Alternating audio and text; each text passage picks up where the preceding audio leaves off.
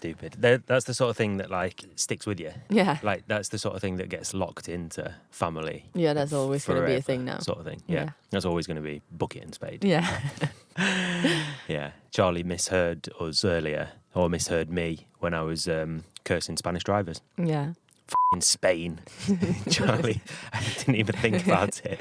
Charlie pipes up from the back, bucket in Spain. I'm quite happy that he misheard that one. Yeah. Bless him. Here we are, episode 2. Yeah. Yeah, it's not a fluke anymore, is it? No. It's we're on. We're doing it. We're doing it. We're doing it. We it's got for real. further than we got last time. Yeah. So that's good. But probably the biggest congratulations is to you who's listening. You've made it to episode 2. Yeah. After that first episode of Ramble, you've come back and you want more somehow. Hoping for some better content this time. We'll see. Yeah.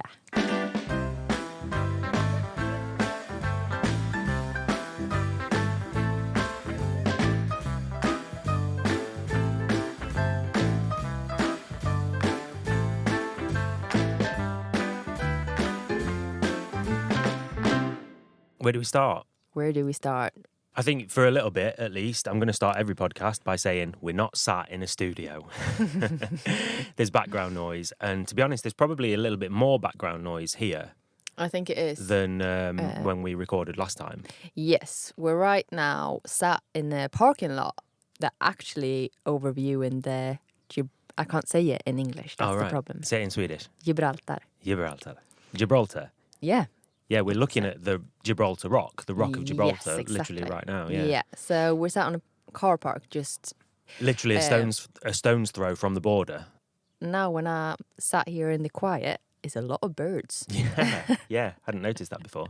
There was a football match going on up until about 10 minutes ago, so... Yeah, we're quite happy that ended. Yeah.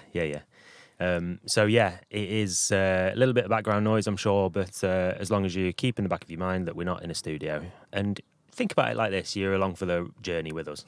Yeah, close your eyes Nobody wants to and be sat in the imagine that studio. rock. That big And we'll pointy take thing you, over there. and we'll take you on the ride. Yeah, so we're a few days past the ferry now. We've had a few days to... Mosquito. Oh no, we've got mosquitoes in here already. Oh, bucket and spade. Not in Tenerife anymore. Oh, I can't believe we're dealing with mosquitoes already. I know. But we're a few days post-ferry. We've had a couple of days to recover. Luckily, this ferry wasn't anywhere near as rocky as the last one, was it? No, this was, for me, I felt like it was quite pleasant even. Smooth sailing, literally, yeah. Nobody was feeling too bad. Well, you were feeling a bit sick, but nobody else was feeling bad, so that's a win, I think. Yeah, definitely, yeah. Sorry, I think but... honestly, I think it's like psychological. I'm scarred from when we took the ferry from the UK to Spain. Yeah. We had the worst crossing on the smallest ferry, and I spent, I don't know how many hours that was, 30 hours. Is it that long? Yes, I think it's... something like that. Yeah. 30 hours feeling disgusting. When we took the ferry from Spain to Tenerife, it was psychological because I was seasick before we'd even left. Yes, you were. I literally felt sick as soon as I stepped on the ferry. So it was completely psychological. I was also feeling seasick on the way over, and I've never felt seasick in my life. So I think it was a bad crossing, to be honest. Yeah, must have been the food. Yeah, so we've had a few days to recover now, and we've done a little bit of driving and just sort of enjoying. I mean, it's cold here, isn't it? It's very cold. It's freezing. We woke up this morning, it was 13 degrees. Yeah. And we're not used to that, are we? Having spent 9-10 weeks in Tenerife? I don't think it's that much. I think it's Was it 8. Was it 8 weeks in the end, was it? Of course, 'Cause because we we moved the ferry, didn't we? Exactly. We were supposed to take it in 2 weeks' time, and we moved it forward 2 Yeah. weeks. We'd originally booked it so that we had about a 2-week period to get from Spain back up to Sweden, because we need to be back in Sweden for May, the beginning of May. Yeah. It's now the beginning of April. We decided to move it forwards, I guess, 2 weeks in order to give ourselves a month to get back up. Yes, exactly. So we didn't have to drive back home. Yeah. So we've got about a month, haven't we? A month from getting off the ferry to get up to Sweden via Spain, France, Germany. That's the plan. I think that when we leave, at least France is going to go quite fast, because then all of a sudden it feels like we've done that journey quite a few times now. Yeah. And I think we're going to feel ready to come home when we start getting that like close to home, and it gets colder and colder the further up north we get. Yeah. So by the time we passed France, I think we're going to feel like, all right, bring it on. Let's go home and see some people that we miss instead of just driving through the cold. Definitely. It feels like we've done Germany, doesn't it? We've seen all of what Germany has to offer. We've seen so little of it, but it does. I have no intention of seeing more. That's horrible to say, because I'm sure there's wonderful places in Germany. We've seen some really nice places in Germany. We've seen some awesome places in Germany. That big mountain range that we spent a bit of time on. Yes. When we were coming over from Belgium. I can't remember off the top of my head what it was called, but that was nice. Yeah, it was nice. There's been a few really nice places that we passed through Germany, but it's not a country where I feel like I need to spend loads of time to see it. No. Plus we're scarred from Germany, aren't we? Sat at the side of the Autobahn for 3.5 hours. Yeah. Where there was no speed limit and about 2 meters of grass to sit on. Yeah. Not doing that again. Nah. No intention of that. We talked a lot about where we are and everything, but should we maybe go back to the beginning? Like, where did we start with this van thing? Yeah. Like, how did we end up in Tenerife and Spain? And Yeah. Let's go back to let's go back to the beginning of when we moved into the van. Yeah. That feels like a nice place to start. Yeah.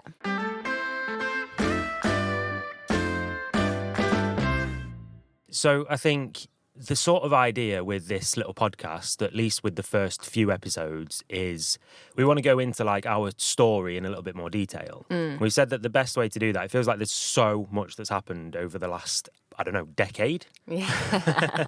We've been together. There's so much to sort of cram in. And I think it's like going to be really easy for it to just be a mush of like details and everything. And we'll talk over the same points over and over again. Yeah. So the idea, or my idea, was that we'll tell the story sort of in a roundabout way, but we'll tell it backwards. So we'll start with the travelling and the moving into the van. We'll go back a little bit and talk about maybe how it was to sell the house after having a cancer battle. Then obviously we'll talk about the cancer battle itself. Yeah. And we'll see where we end up after that. But that's the sort of general idea, isn't it? So it's not just a mismatch of... Yeah, and to be honest, everything. we're not really going to go through the whole decade that we've been together, are we? Because No, there's a lot of boring. There's a lot of boring. Let's go back like 18 months, and Something that's about like it. that. That's about when the fun starts with the cancer diagnosis. If that's what you want to call it. But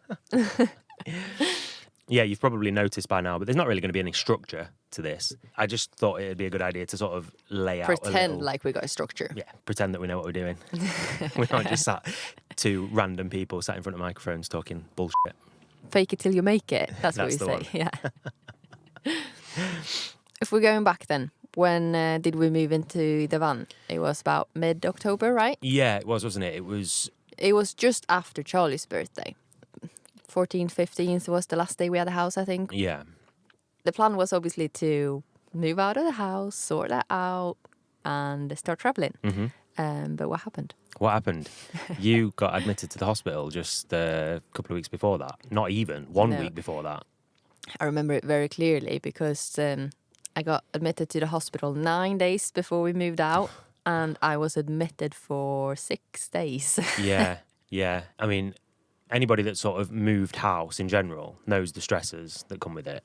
Anybody that's done it with kids knows that multiplies. Anybody who's moving house from a house and into a van multiplies knows again. Yeah. It's not just getting your stuff out and into the next place. No. It's, organising it. Is it going to be sold? Is it going into storage? Is it going into the van? And what about all this random shit that you got that you've not looked at yet because you were in the hospital for a week? Yeah. It just threw an absolute spanner in the works, didn't it? I mean, it was already a challenging process, as you can imagine.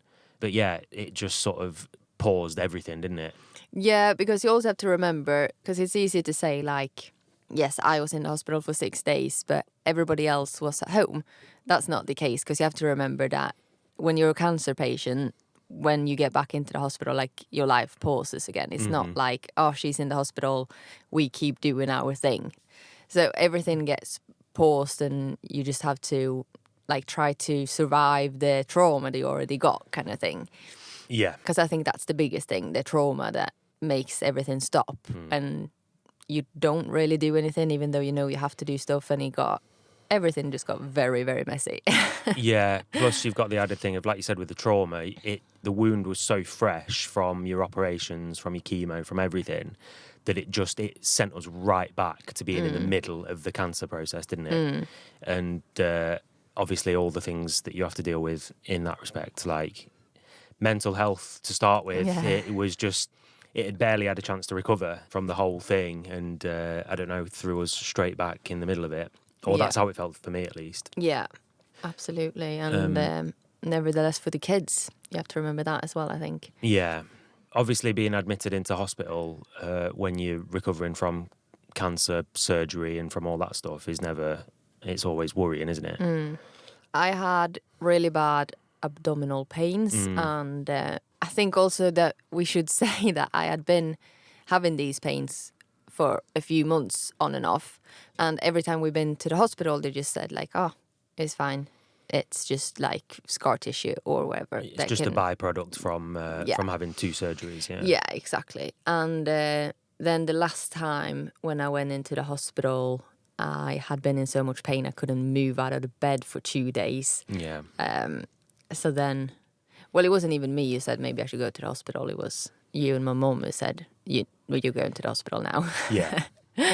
So in the end, I went to the hospital and they took some blood tests, and all of a sudden they said, you're prioritized now. Because my infection value, is that the word? I think so, yeah. Was like up over like 300. Yeah. CRP value, I think it is, isn't it? Yeah. If you're being technical. Over 300, and it should be less than 5.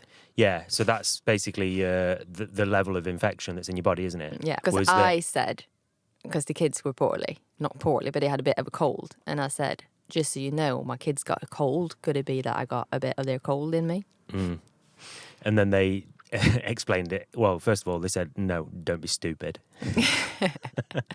No, they didn't. They said that, no, if you've got a cold, even quite a bad cold, it can be up at 60 or 70. If you've got the worst flu of your life, if you've got COVID and you're bedbound, it can maybe hit 100, 110. Yeah. Yeah, yours was over 300. It's not cold. I promise you it's not cold. So it was, yeah, you jumped up to the top of the list, didn't you? They were pretty intent on getting it fixed. Yeah. So I was in the hospital, like we said, for 6 days. And it was talk about emergency surgeries. And when they said no emergency surgery, they said you might need another surgery anyway. Yeah. Which I didn't in the end. But it took until about, end of November before we knew that. Yeah, exactly. And we should probably also say, why did you spend 6 days in the hospital? Oh, yeah. So to preface that, one of the fun parts of the whole process was we've found out that Malin has a very strong allergy to the contrast solution that you get given with CT scans. Yeah, not just a strong allergy, a rare allergy. Nobody else, like, it's rare that the medical staff understands how bad it is. Because they say nobody has this. Yeah, it's the allergy doctor, when you were taking the tests, when we don't even need to do this, but this is sort of like a courtesy. It's something that I've got to check off the list. This is not going to be a problem, but here you go, take this.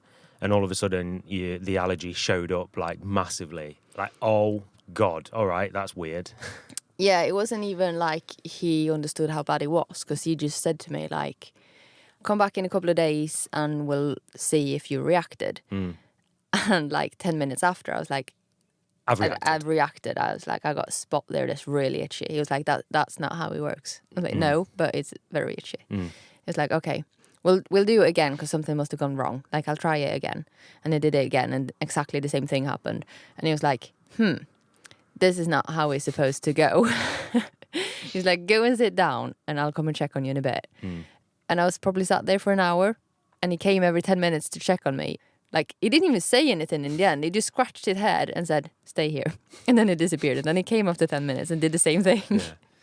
And then in the end, he just said, like, come back in a couple of days when I've figured this out, basically. Yeah. And then I got a letter where it says, you should never, ever, ever have this contrast again because it could make all my organs like stop working. Shut down. Yeah. So I got a piece of paper with me now when we're traveling where it says like I should never ever have this, and if you need to do it, then you need to have all of these like CPR teams. Would you call it that? You need to have all of these like different kinds of medical things around. And you need to be pre-medicated for several days before and stuff like that. Yeah, just in case I stop breathing or something shuts down and they need to fix it straight away, basically. Yeah. So that came from earlier on in the process when you were given obviously a full dose of contrast when you were having a CT scan and your entire body was covered in a rash. Yeah. And it was, you were so itchy, weren't you? Yeah. So obviously it was very, very serious because allergies get worse and worse the more you're exposed to them, don't they? So that's why he was pretty intent on you never having it again. Yeah. However, what happened when you were in the hospital? They decided that they needed to get to the bottom of what was going on, basically, where this pain was coming from. Yes, because they thought it could be a hole in the intestine. And then they said, if that's the case, it's more dangerous to leave that than it is to give me contrast. Or like it was a balance, which is the worst. And they said, like, if we leave a hole in the intestines leaking out in your gut, then you get sepsis and die. Yeah. And maybe even if something bad happens from the contrast, you're probably not going to die. So let's try it. Yeah, probably. So they decided to give you a form of the contrast where you drink it. Yes. There's basically, you can either have it intravenous like directly into your bloodstream, or you can drink it. And they said that obviously intravenous, you're going to react stronger to it. We'll, play it safe and you can drink it. And well, no. Oh. When I was in the A&E, I both drank and got the intravenous one. Okay. But I got pre-medicated for it. Oh, yes. Of course. And then they said this is like a one-off. We'll keep an eye on you. And they put ECG machines on me straight away after and they looked at all my vitals and whatever, like every 10 minutes, every 15 minutes, just to make sure that everything was all right. But then the next day, they realized that they missed the contrast when it was in the right place. They missed the window of exactly, when it was... because they obviously need it in the right place in your intestines when they're taking a scan like this. And they missed that window. New discussion began. Do I need more contrast? What is the risk with taking contrasts again? A lot of discussions between doctors and between the doctors and my allergy doctor. And in the end, they decided that I should just have the oral one, the one you drink, and not the intravenous one. Because the oral one you shouldn't react as strongly to, and it shouldn't be as dangerous as the other one. Then what happened? But then there was a miscommunication. And when I came down to do the scan, the guy who works with the scans said, I'm going to give you the contrast now. And I said, no, I've already had the contrast I should be getting. And he said, no, in my papers, you should have the intravenous one. And I said, no, that's not what my doctor has told me. And then he said, oh, okay, let me go and ring somebody. And then he went away and he rang somebody. And then he came back and he said, no, you should have the intravenous one. And I said, okay, but I've not been pre-medicated for it. And he said, okay, let me go and call an allergy doctor. And then he walked away. And then he came back and he said, you should be fine. And then he gave me the IV contrast anyway. And then about 20 minutes after my scan, got out of that room, went to use the toilet, came out, and it was like 10 doctors around my around my hospital bed saying like, we've done a massive mistake. You should not have had that contrast. And it was just chaotic. And I don't even know if I can like retell the story properly because it was just so chaotic. Yeah. I got loads of different kinds of medicine. It was like talk about where do they keep me to keep an eye on me all the time because nobody knows what's going to happen. How did he keep an eye on everything? It was just insane, to be honest. Yeah, so you had a team sort of on standby. You were checking up on you all the time. Yeah. For a long time until they were happy that it wasn't going to show, anything really, really dangerous. Yeah, because the problem is also that it's not an instant reaction from what they've seen when I've had reactions.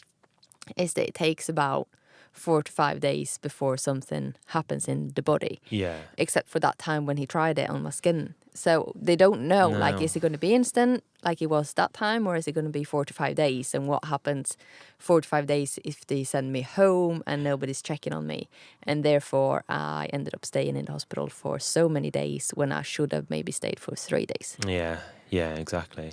So that came, like you said, 9 days before we were moving out. Yeah. When we were in the middle of the chaos of moving everything that we owned, mostly to the tip, but some bits still needed moving. Yes, it did, and some bits to the storage room that we've got, and then a few very small bits and bobs to the van, to the place where we were going to be living. Yeah. For the foreseeable future. Yeah, it was a fun week. Yeah, it wasn't stressful at all. No. I don't even think I was stressed. No, not all. No.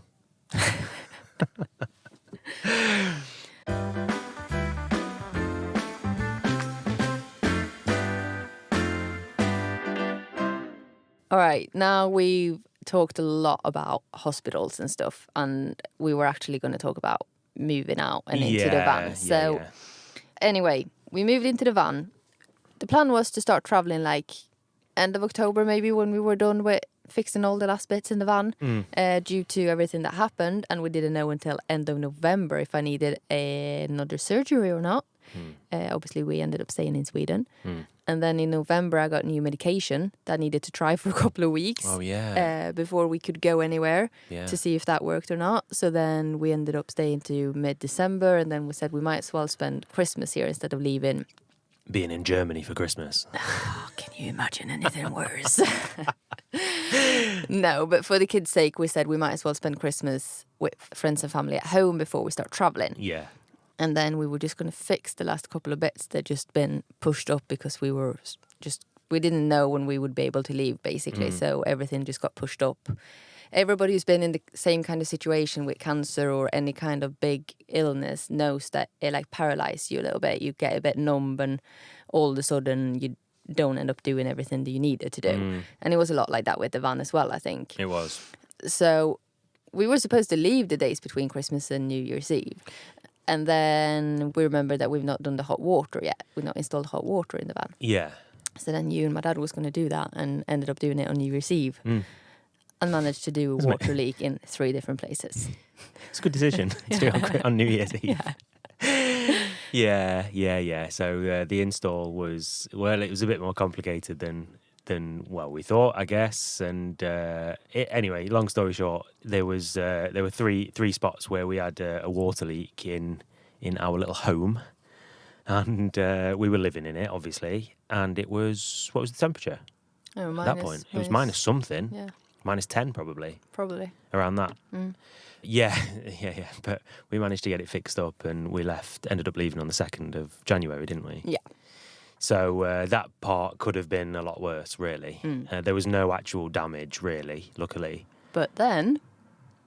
Oh, yeah. God, there's so many but thens, isn't there? There's always a but then. Yeah, of course. Yeah, the very first day when we set off. Yeah, we set off, and we needed to do some errands before we properly left. We needed to go and get some gas for the cooker and things like that. So we did a few bits and bobs. Oh, yeah, and the gas as well. Yeah, I just thought that. Oh, my God, there's so many bits of this story. Right. Wait. Hang on. This is why we need bullet points. Let me talk about the water first. So we've driven, 40 minutes, I think, in the end? Yeah. Something like that. Just to get on the road, just to move a little bit. We knew that there was a nice spot in the right direction, and we ended up about 40 minutes away from Norrköping, where we left from. And all was well, apart from we were racing a storm, weren't we? Yeah. There was a storm coming from the north, like from the Arctic Circle, that was moving down. And bear in mind, it had already been minus 15 for the previous sort of few weeks. Yeah, it had, and it was probably between minus 10 and minus 15 all the time. It was just that a lot of snow was coming. Yeah. There'd been weather warnings and all sorts coming from the Arctic Circle. So we were essentially racing it south. Yeah. We wanted to get down before it hit us because we'd had a lot of snow, and there was sort of this window where there hadn't been loads of snow that we thought this is a good time to to set off, sort of thing. We did still need snow chains to get going and stuff. Yeah. So it wasn't like there was nothing. There was still quite a lot. So, anyway, 40 minutes away from where we'd set off from, all was good. We thought, the water leak had been fixed and whatever. We had a nice evening. Woke up the next morning and I'd gone to, I don't know, go and throw some rubbish or whatever and come back and there was 30 to 40 centimetre icicles hanging off the back of the van. And you think, this is a good sign. That's not a good sign, is it? These icicles, I'm not joking, it was a terrifying sight. We'll put a picture on Instagram when this episode releases. Yeah. At Malin Tom on Instagram. These icicles, terrifying sight. And obviously, we knew that something had gone wrong. There'd been, something that had gone wrong with the water. -15. So the back doors had completely frozen shut with I'm talking about centimetres of ice. Yeah. So out comes the Rambo knife anyway.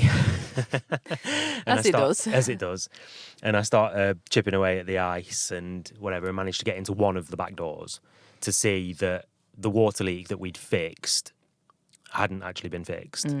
Or it had come loose or whatever again, and it had been dripping all night, and the entire back of the van underneath the bed, sort of in the storage area, was covered in water. We'd lost probably, 40 litres of water, I think, overnight in one night. And obviously, with it being -15, it's all frozen, even inside. Yeah, not all of it. Not all of it. So there was a massive block of ice and then a pool of water behind it. Yeah. And in that pool was all our spare clothes. Everything. All the spare clothes. All the towels. Towels, bedding. Everything was and this, we'd been travelling for 40 minutes. 40 minutes we'd been going. Then people think, just head back home and fix it. Yeah. No, because if we would have had back home, well, I say home, but to where my parents live, where we could have fixed this, we wouldn't have been able to go until the storm has passed. No. And the storm was there. Now in hindsight, we would have been in Sweden for maybe a month. Oh, yeah, definitely. When I say we were racing the storm, it was literally that. It was like we were a day in front of it, maybe not even. Not even, because you remember, it must have been the second day in Sweden. Because then we got stuck in traffic, and we were stuck in traffic for 45 minutes or something, an hour maybe. And the next day when we were watching the news, people had been stuck in their cars, basically where we were, for 14 hours. Yeah, of course. So it was literally we lost the race, essentially. Yeah. We were racing the storm down. It was just we were lucky enough to have got far enough south because that second night, it was gale force winds. It was It was terrifying. Yeah, really scary. 50, 60 kilometres an hour winds. And obviously all the snow that came with it. Really, really scary, actually. So yeah, this was before we'd even really properly set off. We were still very much in Sweden. Yeah. So anyway, we managed to get in to the back in the end. But one of the doors stayed frozen shut, literally, until we got to Holland. Yeah, I think he defrosted on the ferry over to the UK. Yeah, so we'd managed to drive all the way from Sweden through Denmark, through Germany, and into Holland before it had even started thawing out. Yeah, it was that frozen. Yeah, it's funny, isn't it? That was the start of the trip. That was the very, very first day. that we just didn't give up and said, this, we're buying a house again. We're gonna go and rent an apartment somewhere and just bury our heads forever. Yeah, but even before that, when I mentioned the gas a little bit before, we'd gone to fill up the gas and we had a half full sort of gas canister. Took it to a place where you can get it filled up. The gas canisters that power gas stoves sort of thing in campervans. Anyway, we took it to get it filled up and the top broke off in the gas canister. So it was spraying the remaining gas all over the van. And this is literally before we'd set off because we were still in Norrköping. We were still in the town where we'd set off from. Spraying gas all over the van. Yeah, that was a scary experience as well, wasn't it? Before we'd even started. Yeah, but we were in the right place for it to happen because the guys who work in that place were amazing. They helped us straight away and sorted everything out for us and whatever. But it probably took an extra hour, and therefore we only drove 40 minutes that day because it took such a long time to fix Oh yeah, that's exactly it. Yeah, of course. Yeah, so it was just funny. It was just one of those things like we knew that something was going to go wrong. This is the thing, you know. Let's just we'll get it fixed and we'll be on our way. This was not the thing. That was not the thing. No. But since then, we've had a quite good journey. Touch all the wood. Yeah. Touch all the wood. Yeah. So far. Yeah, absolutely. And I mean, it's April now when we left the 2nd of January. So if we just had that bad luck the first week. Yeah, we've done pretty well after that. We've done to be pretty honest, luckily. We've done it before where we used to say in our YouTube videos throughout the cancer, like, it can't get any worse now. And then life just proved us wrong. So let's not say too much now. Yeah, exactly. Yeah, we. I don't know. We had a bad habit of that, didn't we? That's why we kept getting so much shit thrown at us. We were tempting it. Yeah, exactly. Yeah. But here we are. We made it through the snowstorm. We made it all the way over to the UK. We had a couple of really nice weeks in January in the UK. And then onwards, and ended up taking the ferry straight over from the UK to Spain. And that's where the proper travelling began. Or at least that's what it felt like for me. Yeah, it did. Before, it felt like we were just going to see family. And after England, it felt like now it starts for real. Yeah, we were racing through the cold. And even when it wasn't stupid cold like Sweden cold, it was still grey and quite miserable. And we just sort of wanted to get there, didn't we? Yeah. And then I can remember driving off the ferry and we went to park up in a nearby car park. And I can remember opening the door and it was probably, 8 in the morning, 9 in the morning, something like that. It was early in the morning, And it was warm. It wasn't warm, but given the journey, like where we'd come from and stuff, it was nice. Yeah. And we all obviously had fleeces on and beanie hats and stuff. And we were like, I'm going to need to put my hat away. Yeah, and remember now that 20 minutes ago, we said, we're in Spain now and it's cold and we're in south of Spain, as south as you can get in Spain. And then we were in Santander, which is very, very high up north. It's about almost as north as you can get in Spain, yeah. And we were like, it's so hot. And that is like 4 months ago now. Yeah. That was end of January. Yeah. But I can remember being like, we were in Spain. We're in Spain, the sun's shining. Yeah. I remember making a cup of coffee and we just took our cups out and we stood in the sun and we did the Swedish thing, like when you close your eyes and you enjoy your coffee. And I was like, The Swedish solar panel thing, yeah. Life is good. Life is good. It was glorious. It was absolutely glorious. And like you said, in hindsight, if it was that cold now, we'd be freezing. Yeah. We'd be absolutely freezing. Because it wasn't warm. It was just such a success thing. And even though we'd not driven all that far at that point, really. No. We'd taken ferries and things like that. It still felt like, oh yeah, we've done it. We're here. Yeah. And at the time, it felt like that anyway. Yeah.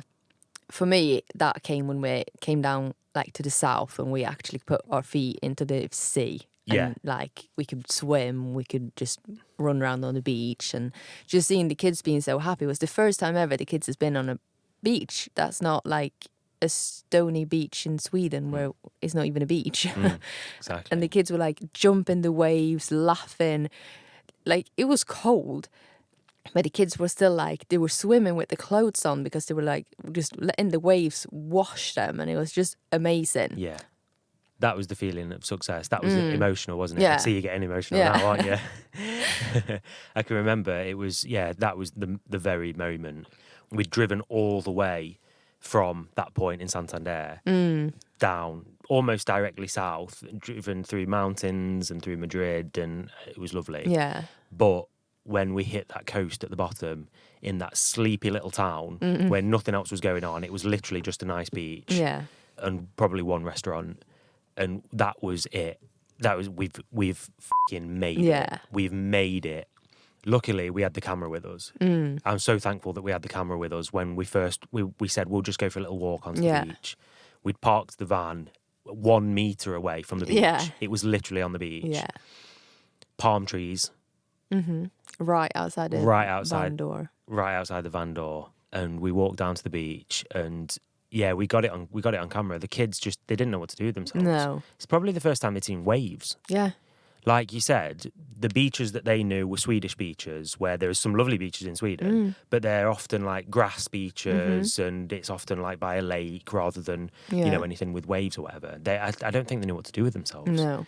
They were so excited and we were so overwhelmed with just this feeling of like, oh, we've done it, we've made it.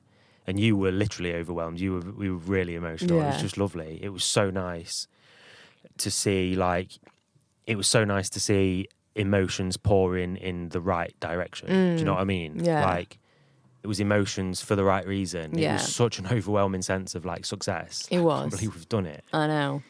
And God knows we've had emotions going the other way for long enough. So I don't know. For me, yeah, you're absolutely right. That was the moment that will be burnt into memory for us. Yeah, absolutely. And that was sort of like where it properly started, I think, with this summer in winter feeling for me. But yeah, after that, we just spent a week or something around that area, and then we headed off to take the ferry to Tenerife, where it's been actual summer for the last 8 weeks.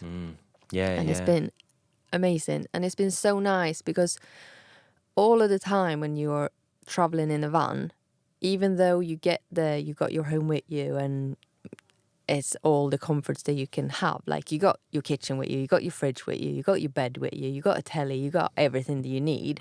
It's still, a lot of the time, it's very much life on the road. You stop in one place and then you sleep there, you spend the morning there, and then you need to head off. Or we've been traveling like that because we've always been in kind of a rush to get on.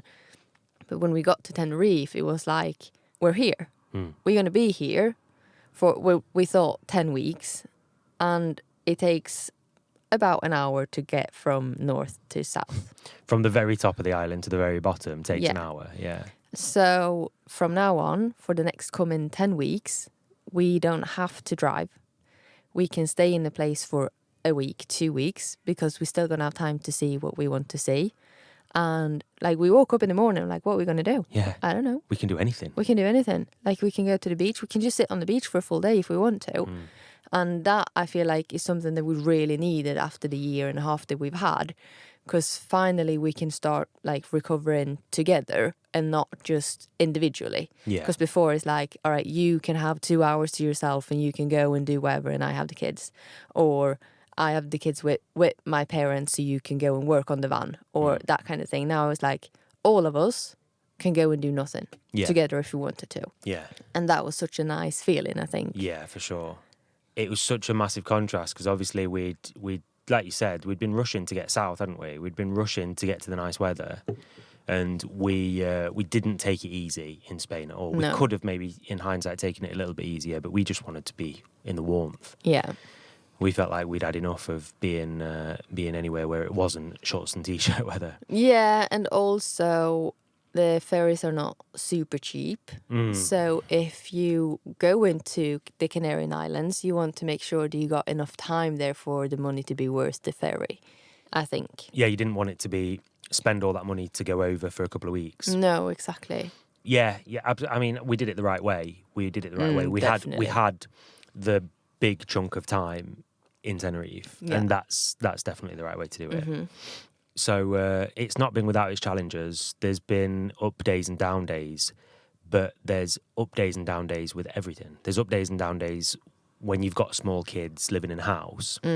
There's been challenging days. There are always challenging days. There's always challenging days no matter where you live or what you do, and especially after a cancer battle and especially after traveling so long with kids. But I think a family like ours got higher ups and lower downs. Absolutely. Than like normal families or whatever you would call it. That's a really good way of putting it. I really like that. Yeah, we have. Because it's not just us that have been, like, it's not just you and me that have been scarred from the cancer battle. Charlie has obviously been affected quite strongly, and, you know. And I think we're going to go in on that a bit more in its own episode because it's a lot to talk about with that. But I do want to mention how good this has done for us. Just not like, oh, we can travel and we can do this and that, whatever. Like, it's been really, really good for our family to be able to recover in this way and not have all these musts and big things that overlays all the time. We could just go and do whatever we want together as a family for such a long time. Yeah. Yeah, I think you've hit the nail on the head there with, like, the recovering together thing. Never really thought about it like that, but you're right. up until then, we'd not had that time as a family to be ourselves and to be sort of one unit. And obviously, living in a van, you're closer than you in any other situation, physically, literally, yeah. But also emotionally and whatever. And yeah, you're right. It's done us the absolute world of good, I think. Yeah, I think so. And I think that you can't compare our van life journey this year to anybody else's van life journey, because we, just like you said, we are more scarred than anybody else. And, you know, if you have a bad day and then you live in such a tight space, like anything can set you off. And all of a sudden the whole family is in a bad mood because one person just needed space, really, and needed to go through whatever was going through their head that day. So if we say that sometimes it's really, really hard to travel with kids, then maybe it's not that hard to travel with kids. It's just that for us at this point in life, it's doing us really good, but it's also really hard. Yeah, I think it's really important to remember that, like, for us to remember, I mean, that we're all a lot more fragile than your average person. We're all a lot more fragile than the average couple of people that have decided to move into a van together, or even the average family that's decided to move into a van together. And I don't know. I think it's like the recovery thing, like you were saying.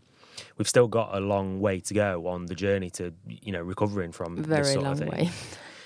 To be honest, and that applies to all of us. Yeah. So yeah, you're right, but I think you take the ups and the downs, and you look at the whole big picture.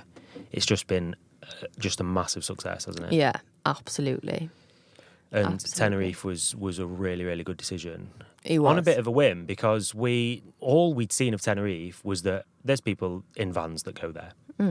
We'd followed a couple of people on Instagram. There's a girl that you watch on YouTube that's been to Tenerife, and that was really it. I hadn't really read up on anything. We'd not really looked into it in that way. No. It was just like, we're in the south of Spain and we want to go to the Canary Islands. Almost like, take your pick. Which one do you want to go to? Well, this one doesn't have space for our size van, so we won't go to Lanzarote. This one is whatever. And it just ended up being like, let's just go to Tenerife. Yeah. I had in my head I wanted to go to Tenerife or Fuerteventura. Yeah. And Fuerteventura didn't take on vans our size straight from mainland. You had to go to one of the other islands to be able to travel to that. That's right, yeah. So then we said, we'll start in Tenerife and then we'll see. But then we just fell in love with Tenerife. Yeah. And the fact of, just like we said, to not have to keep going anywhere, to just be able to, like, wake up and then you don't have to do anything. You can stay in the same place for however long you want. You just need to, like, all right, we need to go and do shopping. Okay, then you drive 10 minutes and fill up your van with everything that you need, and then you can go back and there's still space for you. Yeah. And just that, it's just been amazing. And the fact that the weather is so good. We are also a family who enjoys, like, sun and sea and everything. And especially me, I love swimming. Yeah. And Charlie's exactly the same as me. So just be able to get out and not having to care about how many layers do you need on today. You just get out as you wake up and go to the beach. Absolutely. The island life has suited us, hasn't it? Absolutely. So just looking down our points of what we were going to talk about in this episode, we've talked about none of them. One. Oh, yeah. Brilliant. Good. Well done, us. So exactly like we said, what were we talking about at the beginning? About structure and us going off on tangents and stuff? There you go. Well, we tried. We tried our best. Okay? No, I think Chemo brain, all right? Honestly, though, I think that's how it works best. It's nice just to have conversations about, you know, experiences and stuff, isn't it? It is. And you guys are, like, sat in listening to our therapy session here. Yeah, exactly. Yeah. You are all our therapists, and we thank you for it. Yeah. So if you've made it to the end of this episode, then thank you very, very much once again. Make sure you give us a little follow on wherever it is that you're listening to this podcast. It is going to help us massively because, as you know, this is episode 2. We're only just getting started. So it'd be lovely to have you on board for the future. We promise we will get better. Nah. We'll see you next week. Bye. Bye.